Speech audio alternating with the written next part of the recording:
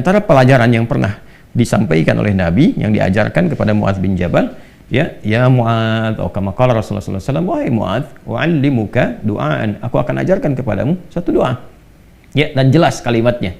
Bisa mengentaskan kesulitanmu, utang-utangmu, dain kalimatnya tuh, walaupun itu sebesar Jabal Uhud, gunung Uhud. Masya Allah. Ya, Mu'adz, maukah engkau aku ajarkan satu doa yang kalau engkau baca itu, engkau punya utang, terjebak dalam satu kondisi, ya, walaupun sebesar gunung Uhud, Allah akan melapangkannya. Ya, teman-teman yang pernah umrah, pernah haji, tahulah seperti apa gunung Uhud itu. Ya, panjangnya luar biasa dan seterusnya. Itu ilustrasi. Ya, bukan berarti harus segunung Uhud begitu. Gambarannya sebanyak apapun. Kalau benar-benar kita terkoneksi dengan Allah, bukankah Allah Maha Kaya, Maha segalanya, yang mudah mengangkat, mudah menurunkan, mudah memberi, mudah juga menghilangkan sesuatu, mengangkat yang baik, memberi yang baik, menghilangkan yang buruk, itu kan? Dan seterusnya. Maka Mu'adz tentu mengiyakan, dan Nabi kemudian sallallahu alaihi wasallam memberikan petunjuk doanya, itu kan? Maka beliau memulai dengan Allahumma, itu kan? Kalau kita baca ayatnya kan qulillahumma, ya. Nah, kita bisa bacakan langsung potong dari kata Allahumma-nya berdasarkan pengajaran dari Nabi sallallahu alaihi wasallam kepada Mu'adz bin Jabal. Itu bisa dicek di hadisnya. Allahumma malikal mulki. Coba buka mushafnya ya. Buka mushafnya. Teman-teman buka mushaf ini, mushaf masing-masing di rumah, cari Quran surah ketiga Ali Imran ayat 26. Kan kata kulnya di situ, kalau kita baca Quran harus dibaca semuanya. Qulillahumma. Tapi kul itu kan katakan, ya, perintah Allah kepada Rasulullah. Nah, kita bisa dalam konteks berdoa, kita bisa langsung bacakan dari Allahumma-nya. Allahumma malikal mulki. Saya ulang ya. Allahumma malikal mulki. Tu'til mulka man tasha' wa tanzi'ul mulka mimman tasha' wa tu'izzu man tasha' wa tudhillu man tasha' biyadikal khair innaka 'ala kulli syai'in qadir. Jadi dimulainya dari Allahumma-nya sampai ke ujung ayatnya. Sudah? Dah ya? Kemudian teruskan Rahman ad-dunya, Rahman ad-dunya. Saya tulis ya, teman-teman nanti bisa screenshot ya. Rahman ad-dunya wal akhirah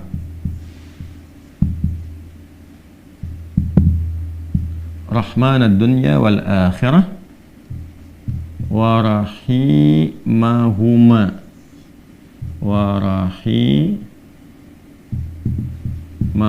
Teruskan. Jadi begitu selesai yang Ali Imran 26-nya, ya, kita baca dari Allahumma-nya. Allahumma malikal mulki tu'til mulka man tasha' wa tanzi'ul mulka mimman tasha' wa tu'izzu man tasha' wa tudhillu man tasha' biyadikal khair innaka 'ala kulli syai'in qadir. Rahmanad dunya wal akhirah wa rahimahuma. Jelas ya? Tu'ti hima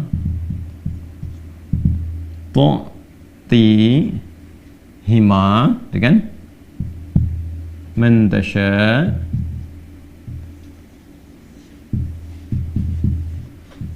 dah? Wa tamna'u minhuma man tasha'.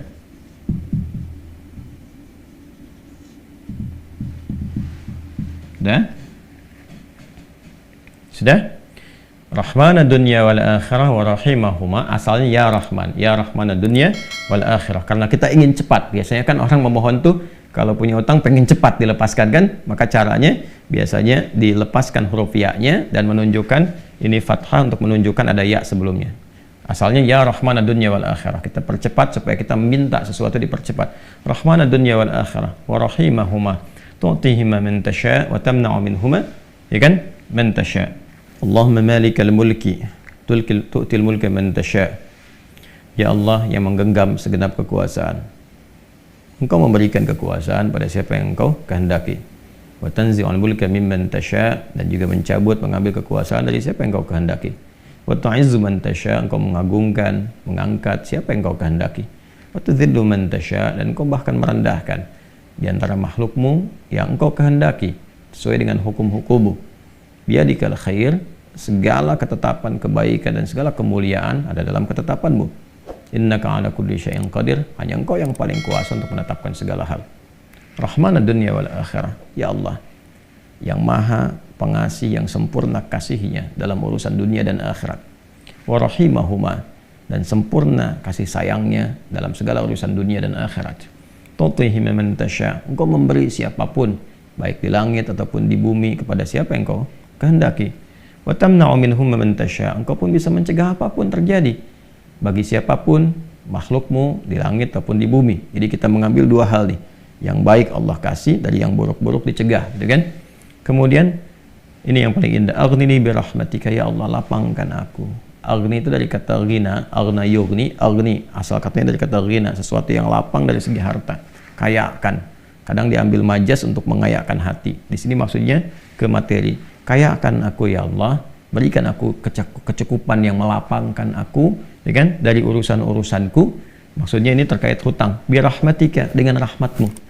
Ya ini bahasanya indah sekali, ini balaghahnya tinggi banget ya. Ya kalau kita ambil ke bahasa kita kan begini.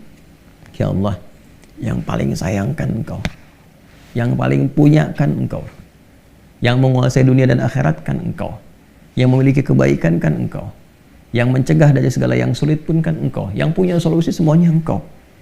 Maka dengan kepasrahanku kepadamu dan pengakuanku atas semua rahmat dan kekuasaan keagungan yang engkau miliki, aku memohon dengan rahmatmu, dengan kasihmu, hanya engkau yang sayang ya Allah, yang bisa menyelesaikan urusanku. Ya, dan dengan rahmatmu aku mohon yang bisa melapangkan keadaan hartaku untuk melunasi utang-utangku. Kalau aku memohon kepadamu saja dengan segala kasih sayangmu, kepada sifat sayangmu, ya kan? Kalau aku memohon dengan segala sayangmu belum kau kabulkan, maka kepada siapa lagi aku mesti mohon? Sedangkan kau yang paling sayang kepadaku. Kalau yang paling sayang saya tidak memberi, lantas kepada siapa saja? Ya, kepada siapa lagi aku mesti memohon? Maka aku mohon ya Allah, lapangkan keadaan diriku dengan sayangmu itu, sehingga aku tidak memohon dan meminta lagi kepada selainmu. Ini ya, aghnini bi rahmatika an rahmatin man siwak. Ya Allah, semua orang sudah mengatakan gak bisa, ini gak mungkin, ini gak mau, itu tidak. Maka aku memohon kepada yang paling sayang kepada aku. Kalau kepada yang paling sayang saya belum dikabulkan, lantas kepada siapa lagi aku mesti meminta?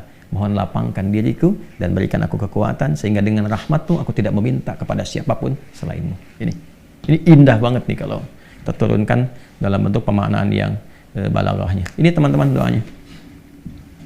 Ya. Setelah itu akhirnya dengan Al-Fatihah. Fatihah itu pahalanya banyak banget, kan? Di antara namanya selain pahala itu juga ada fungsi-fungsi fadilahnya, keutamaannya. Ya, apa di antara fungsi keutamaan fadilah itu disebut juga dengan Al-Kafi, Asy-Syafi, yang mencukupkan segala hal. Itu kan? Yang dengan izin Allah bisa menyembuhkan, karena intisari Quran itu ada di Al-Fatihah. Maka diakhiri dengan Al-Fatihah, kemudian setelah itu tutup dengan salawat. Tutup dengan salawat. Dan nanti ada hadis lain yang mengajarkan kaitan antara hutang dengan memperbanyak salawat kepada Nabi Muhammad SAW. Ya. Nah, salawat ini juga penting teman-teman sekalian, diperbanyak di akhir ya. Jadi setelah baca tadi Quran surat Nuh, Ali Imran, ya istighfar dulu. Jadi kalau kita rumuskan kan ketemu 5 kan? Ya, dari mulai kita istighfar dulu dengan segala ketulusan, dalilnya surat Nuh itu, kemudian di surah Ali Imran kita bacakan, terus praktek doanya kita temukan. Setelah itu Al-Fatihah, setelah itu kemudian salawat kepada Nabi Sallallahu Alaihi Wasallam. Jadi di hadis lain ada seseorang yang diajarkan oleh Nabi Sallallahu Alaihi Wasallam untuk memanfaatkan, nah ini dia, kapan waktu, di pertengahan malamnya. Ya, untuk memanfaatkan pertengahan malam itu terkait dengan utang piutang juga. Nah, lalu dia berkata, apa yang harus kami lakukan ya Rasulullah? Yang perbanyak gitu kan, ibadah kepada Allah. Lalu diajarkanlah salawat. Aku akan mengambil, kata orang itu, sepertiganya, kata Nabi, itu baik. Kemudian kalau bisa tambah, aku akan mengambil 2/3-nya, kata Nabi, kalau itu baik. Lalu kalau bisa tambah, aku akan mengambil keseluruhannya. Ketika orang itu menghidupkan salawat di akhir-akhir malam itu, ya maka Nabi SAW langsung berkomentar, kama qala Rasulullah SAW, maka Allah akan mencukupkan, bahkan melebihkan apapun yang kamu rasakan gitu ya, yang kamu hadapi. Nah, itu beberapa ulama menempatkan bab itu dalam pengantasan utang piutang. Jadi kalau kita temukan, ketemulah kemudian di sana 5 bagian, yang kelimanya ditutup dengan keadaan ini kapan, yaitu waktunya tengah malam, dan ditunaikan, diawali dengan sholat dulu untuk mengoneksikan diri kita kepada Allah Subhanahu wa Ta'ala. Jadi kalau Anda bertanya kapan ini dibacakan, ya saya ulangi, kapan ini dibacakan, yang paling pokoknya adalah di pertengahan malam, di 1/3 malam. Jadi bangun malam hari supaya ada getaran kejiwanya lebih cepat mengamalkan Quran surah Al-Muzammil itu surah 73 ya, di ayat yang ke-6. Inna nasyi'atal laili hiya asyaddu wat'aw wa aqwamu qila. Bangun malam itu bacaannya menyentuh kepada jiwa, lebih mudah mendapatkan kekhusyuan. Jadi sepertiga malam bangun, istighfar gitu kan. Ya, setelah sholat kita supaya bangun konektivitas dulu. Sholat itu kan kalau sudah bagus khusyuk, konektivitasnya tinggi. Setelah itu baru diistighfari. Istighfar menjelang sahar. Ya, wabil asharihum yastaghfirun, menjelang sahar mereka banyak istighfar. Nah, kalau sudah beristighfar, itu Masya Allah nanti di Quran surah ketiga ayat 17 itu nanti akan diberikan oleh Allah 4 kekuatan yang bersanding dengan orang istighfar. As-sabirina was-sadiqina wal-qanitina wal-munfiqina wal-mustaghfirina bil ashar. Punya kekuatan untuk sabar, punya kekuatan untuk membenarkan ajaran Quran dan mengamalkannya. Kemudian apa lagi? Qanitin, khusyuk ibadah. Orang yang biasa bangun malam istighfar di ujung malam tuh lebih khusyuk ibadahnya. Nanti wal munfiqin, bisa jadi rajin infak, setara itu. 4 itu bisa setara. Jadi orang yang istighfar, pemahaman pertamanya bisa setara amalnya dengan orang yang rajin infak, yang khusyuk ibadah, orang yang membenarkan isi kitab dan mengamalkan, serta orang sabar. Pemahaman berikutnya adalah mendapatkan 4 keutamaan ini. Bisa rajin infak. Bagaimana bisa infak kalau nggak ada yang diinfaki? Ya, makanya itu satu-satunya juga yang menguatkan kembali bahwa ketika bisa istighfar dipraktekkan di ujung malam, wabil asharihum yastaghfirun. Kapan istighfarnya? Setelah tahajud. Dari mana taunya? Quran surah 51 dari ayat ke-15 sampai ke-18. Innal muttaqina fi jannati wa 'uyun akhidina ma atahum rabbuhum innahum kanu qabla dzalika muhsinin. Ayat 17-nya, kanu qalila minal laili ma yahja'un. Kan mereka itu orang-orang yang sedikit tidurnya, maksudnya menghidupkan malam, rajin tahajud. Setelah itu apa? Wabil asharihum yastaghfirun. Menjelang waktu sahar, sepertiga malam ke waktu sahar, ya dekat-dekat ke fajar, dia banyak istighfar. Nah, saat istighfar itulah dia dapatkan sampai hatinya khusyuk, baru bacakan ini. Ya Allahumma malikal mulki tu'til mulka man tasha wa tanzi'ul mulka mimman tasha wa tu'izzu man tasha wa tudhillu man tasha biyadikal khair innaka ala kulli syai'in qadir. Arhamana dunya wal akhirah. Itu tulisan ke sana. Wa rahimahuma tu'tihuma man tasha wa tamna'u minhum man tasha. Kemudian teruskan langsung ke bawah. Aghnini bi rahmatika an rahmati man siwak. Minta kepada Allah. Ya, setelah itu boleh sertakan kemudian bahasa-bahasa kita minta. Terus baca Al-Fatihah, tutup dengan salawat kepada Rasulullah sallallahu alaihi wasallam. Ya, itu dibiasakan. Nah, sampai mendapatkan kekuatan, tapi bukan berarti tidak berikhtiar. Setelah itu ikhtiar tetap. Ya, tetap berikhtiar. Ya, bagaimana cara berikhtiarnya? Ya, tapi bisa kita bekerja dengan baik. Kalau nggak ada modal sama sekali, misalnya kita berikhtiar dulu dengan amal kebaikan. Datang ke masjid, berusaha rapi-rapi, gitu kan? Kemudian kita lihat ke DKM-nya misalnya mengajukan dulu permintaan, nggak usah banyak-banyak pinjamnya, pinjamlah misalnya 100.000, 200.000 atau 500.000. Kemudian setelah itu cari peluang-peluang misalnya di majelis-majelis ilmu, kan banyak orang belajar itu.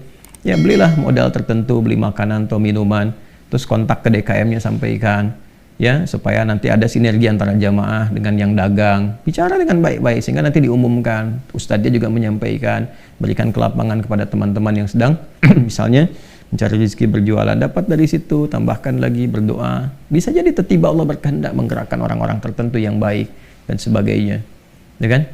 Jadi bukan datang ke ustadz untuk melunasi utangnya. Saya lihat beberapa teman-teman tuh kalau minta, saya terjebak riba gini, gimana solusinya? Mau minjam, mau minta dilunasin. Teman-teman saya itu udah tugasnya ngajar. Kalau antum tanya doang saya jawab, tapi ya, kalau urusan dunia carilah gitu kan, terkait dengan dunianya. Bisa antum ke Basnas, bisa ke bagian DKM masjid, bisa ke teman-teman pengusaha yang muslim yang baik-baik ya. Kalau saya kan ngajar gitu. Ya kalau ada alhamdulillah, kalau ada itu kan. Ya, tapi kalau yang sifatnya terkait dengan bimbingan itu lebih utama.